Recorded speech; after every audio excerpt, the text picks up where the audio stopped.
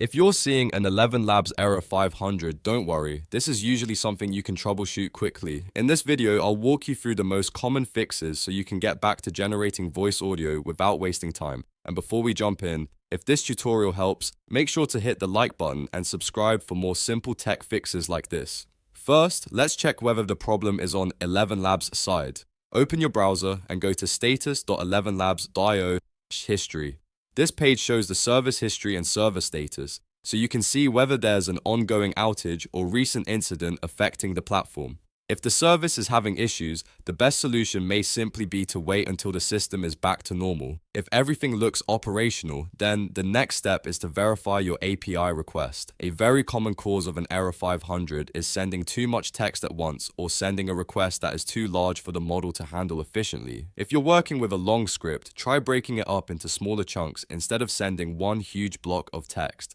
This often helps avoid overwhelming the text-to-speech model and can solve the issue immediately. You can test this by shortening the input and running a smaller request first. If the shorter request works, then the problem is likely related to the size or structure of the original text. Another thing to check is whether the request itself is formatted correctly. Make sure your API keys, voice settings, and input data are all valid and consistent. Even a small mistake in the request can sometimes trigger a server-side error. If you're using the browser app instead of the API, there's another simple fix to try. Occasionally, the server may fail to render a history item or complete an inline edit. In that case, just refresh the page and try again.